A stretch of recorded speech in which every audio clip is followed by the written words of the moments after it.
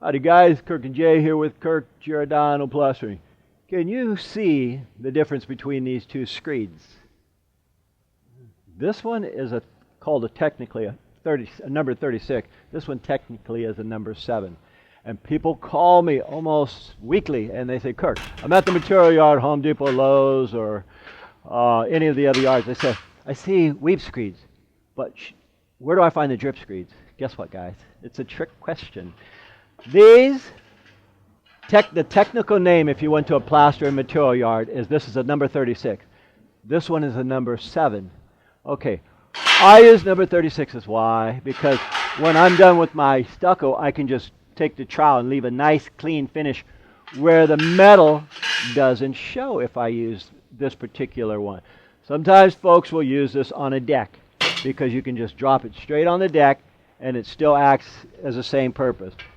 But personally, I prefer the number 36. We've been using it for over 30 years, and they work. I want to point out something. If you go and the material yard says, well, gee, what do you want? And you say, well, I've heard it called a weep screed, a drip screed, a sill screed, an FHA screed. Which one is the right one? They're all right. It's called all of them. FHA, just, I think, Federal Housing Association. It's a law, a rule. They came out around 1975. Around 1980, we really started using them. What happens if you don't have them? Nothing. Because before 1975, nobody had them. But what does happen is you take the stucco all the way to the ground now. And if the stucco is on the ground, when you get 5 days, let alone 35 days of rain, what happens?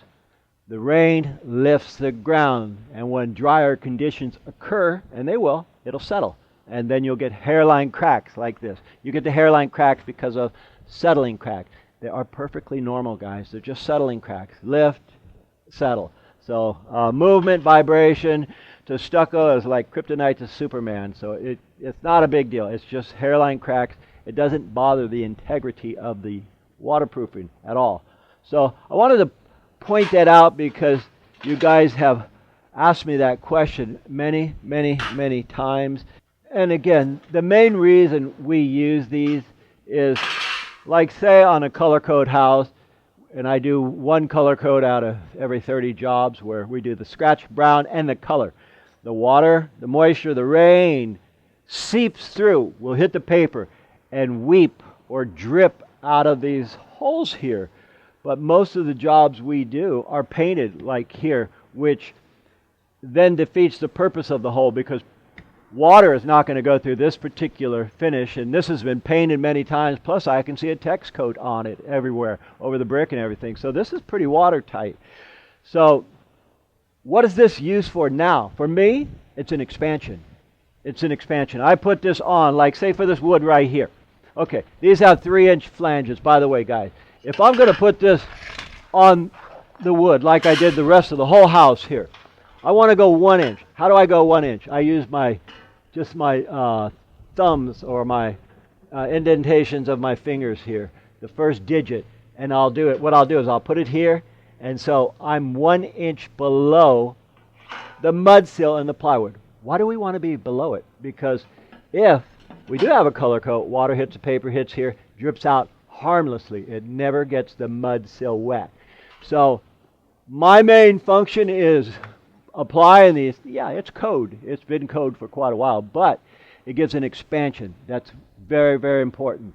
Also, it gives me something to stop at. We got to have a stop point. So not only is this called venting, where the water vents out, but it's called an expansion joint too, and a stop point. I thought I'd point that out because a lot of you folks are saying, gee whiz, Kirk, they're telling me they only have number 7s or they only have the 36. Guys, this is 36. It's the one we prefer.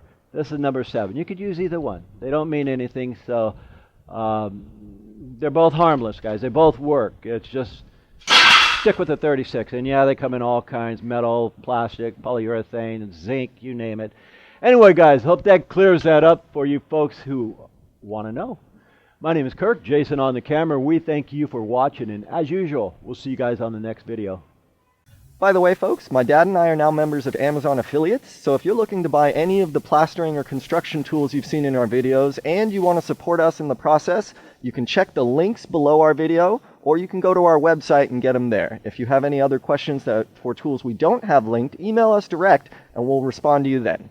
Once again, folks, we thank you for watching, and I really enjoy all your comments. If you guys like this video, please click the like button down below, and also if you enjoy what we do, subscribe to our channel so we can keep making these videos for you. My name is Kirk. And Jay. We thank you for watching, and from the entire Giordano family, we'll see you on the next one.